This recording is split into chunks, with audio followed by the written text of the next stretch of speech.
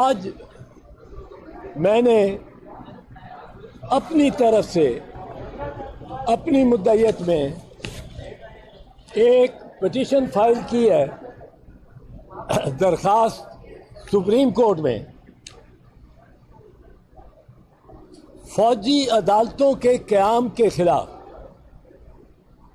میرا ماننا ہے کہ فوجی عدالتوں کا قیام بالکل خلاف آئین اور قانون ہے۔ اب میری طرف سے جو وکلاء پیش ہو رہے ہیں وہ سردار لطیف خان کھوسا اور جناب سلمان راجہ۔ سردار لطیف خان کھوسا 3 بجے بھی پریس کو خطاب کریں گے اور اس کے بارے میں پٹیشن کے بارے میں مزید کچھ باتیں کریں گے۔ ان پہ جو ان کے گھر پہ فائرنگ ہوئی اور حملہ ہوا ہے 2 روز پہلے، اس کی میں مذمت کرتا ہوں۔ اور سردار صاحب یہ اپنے اس آج کی اس درخواست کی داخل کرنے کے ذریعے یہ بھی بتانا چاہتے ہیں ان کو جنہوں نے فائرنگ کی ہے کہ سردار لطیف خان کھوسا اپنے مقام پہ کھڑا ہے اور آپ کی فائرنگ سے کوئی مرعوب نہیں ہوا۔ بہرحال فوجی عدالتوں کے بارے میں آپ یہاں جمع ہوئے ہیں تو یہاں آپ سے گفتگو کرنا بھی ضروری ہو گیا۔ میں نے سمجھا کہ سردار لطیف خان کھوسا اور سلمان راجہ صاحب کے بیانات کے علاوہ آپ کی یہاں موجودگی کی وجہ سے میں آپ کو بھی کانفیڈنس میں لے رہا ہوں۔ ہم مانتے ہیں کہ فوجی عدالتیں آئین کے تحت، پاکستان کے آئین کے تحت نہیں لگ سکتی۔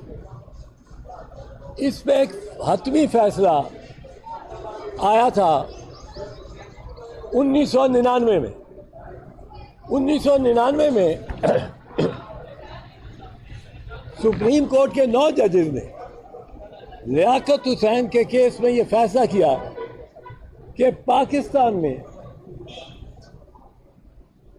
سویلین آبادی کو ٹرائی کرنے کے لیے سویلین آبادی کو پر مقدمہ چلانے کے لیے فوجی عدالت کا کوئی اختیار ہے۔ فوجی عدالت پاکستان آرمی ایکٹ کے تحت فوجیوں پر بیٹھ سکتی ہے۔ ان کے مقدمہ کو، فوجداری مقدمے کو بھی اس کو فوجی عدالت دیکھ سکتی، پر کسی سویلین شہری کو فوجی عدالت ٹرائی نہیں کر سکتی۔ اب لیاقت حسین کے فیصلے کے بعد 15 سال کوئی فوجی عدالت نہیں لگی، لیکن 15 سال میں 16 دسمبر 2014 کو پشاور میں آرمی پبلک سکول کا واقعہ ہو گیا۔ ایک بہت گھناؤنی وہ سازش تھی، بڑی سفاکی سے، بے دردی سے انہوں نے حملہ آوروں نے 150 سے زیادہ لڑکے کو قتل کیا ان کولڈ بلڈ۔ تو ملک میں سارے میں ایک ڈیمانڈ اٹھی کہ فوجی عدالتیں لگاؤ اور ان کو ٹرائی کرو۔ اب فوجی عدالتیں نہیں لگ سکتی تھی، آئین اجازت نہیں تھا دیتا، تو فوجی عدالتیں لگانے کے لیے اس سانحے کے پیش نظر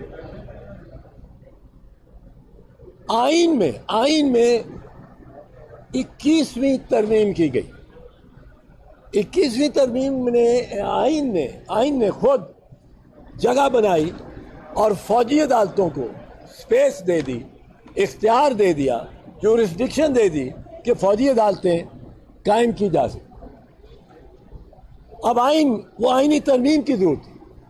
2 سال کی سنسٹ کلوز رکھی کہ 2 سال بعد اس قانون کو, اس آئینی ترمیم کو ریپیل نہیں بھی کرنا کی ضرورت, یہ ریپیل ہو جائے گی. 2 سال کے بعد یہ محسوس کیا گیا کہ ابھی بہت سارے مقدمات ٹرائی کرنے والے ہیں, تو اس لیے اس کو 2 سال کی اور چھوٹ دے دی گئی. 2 سال کی آئینی ترمیم نمبر 23ویں آئینی ترمیم آئی اور اس نے اس کو 2 سال بڑھا دیا. اب 2 سال بڑھنے کے بعد جنوری 2019 کو یہ ختم ہو گیا دورانیہ. اس کے بعد آئین نے وہ سپیس پھر آکوپائی کر لی اور کوئی گنجائش نہ رہی اس کے بعد فوجی عدالتیں لگانے کی. اب یہ 9 مئی کے واقعات کے بعد 9 مئی کو بہت سارے واقعات ہوئے, بڑی زیادتی ہوئی, بڑے افسوسناک کاروائیاں ہوئیں,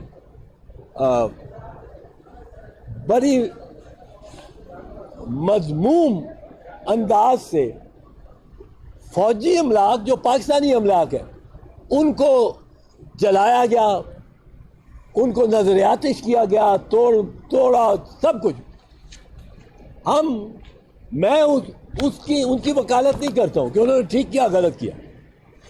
میری استدعا ہے عدالت سے کہ فوجی عدالتیں اس بلوائی کو بھی جس کے سامنے یہ کہتے ہیں کہ ثبوت ہے, ان کو بھی فوجی عدالتیں ٹرائی نہیں کر سکتی. جس نے بہت گھناؤنا جرم بھی کیا, اگر سویلین ہے, اینٹی انسداد دہشت گردی کی عدالتیں ہیں وہ ٹرائی کر لیں, سیشنز کورٹ ٹرائی کریں, فوجی عدالت نہیں کر سکتے. اب فوجی عدالت کے 2-3 آپ کو میں اس کے بتاتا ہوں جو اس کی خصوصیات ہیں. جو عام عدالت ہے, عام سیشنز کورٹ ہے, اینٹی ٹیررزم کورٹ ہے, یہ جب سزا دیتے ہیں تو ان کو سزا کی موزونیت پہ پورے دلائل لکھنے پڑتے ہیں جج کو.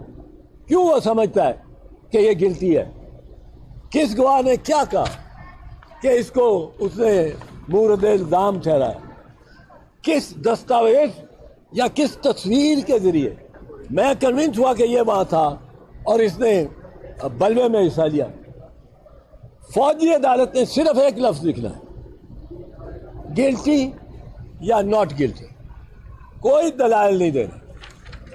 اب جب دلائل نہیں دینے تو یہ انصاف نہیں ہو سکتا. اور اس میں اگر آپ اپیل بھی پرووائڈ کر دیں فوجی عدالت کے فیصلے سے, آپ اپیل لگا دیں, اپیل میں کیا فرق پڑے گا جب ٹرائل کورٹ نے وہ بنیاد ہی نہیں بتائی جس کی وجہ سے وہ ٹرائل کورٹ اس نتیجے پہ پہنچا کہ وہ اس کو سزا دے. صرف لکھا گلٹی. جو ہمارے جج ہیں سویلین ججز, ان کو 20 صفحے لکھنے پڑتے ہیں یہ دلیل دینے میں کہ میں نے کیوں اس کو مجرم پایا. فوجی عدالتوں میں ایسا کوئی نہیں. پھر فوجی عدالتوں میں اپیل بھی کوئی نہیں, اور اپیل کا مقصد بھی کوئی نہیں, کیونکہ اپیل ہوتی ہے وہاں جہاں میں دیکھ سکوں اپیل کی عدالت کے صورت سے, کہ میں دیکھ سکوں کہ کیا استدلال ماتحت جج نے استعمال کیا ہے تاکہ وہ اس نتیجے پہ پہنچے کہ ملزم جو ہے وہ مجرم ہے. اگر وہی نہیں دینا تو اس سے انصاف نہیں ہو سکتا, اور یہ آئین کے خلاف ہے انصاف کا نہ ہونا. ایک دوسری بات آپ کو سناؤں. 7 جون 2023 فارمیشن کمانڈرز کی میٹنگ ہوتی ہے. اس میں آرمی چیف بھی ہیں, اس میں تمام کور کمانڈرز بھی ہیں, اس میں تمام ڈویژنل کمانڈرز بھی ہیں, بریگیڈ کمانڈرز بھی ہیں. اب تمام بریگیڈیئر جن کے پاس کسی فوجی دستوں کا چارج ہے وہ کوئی ڈیسک جاب نہیں کر رہے, فارمیشن کمانڈ کر رہے ہیں. تمام فارمیشن کمانڈر پاکستان کے جن میں آرمی چیف صاحب بھی ہیں وہ مل بیٹھتے ہیں اور وہ کیا کہتے ہیں, وہ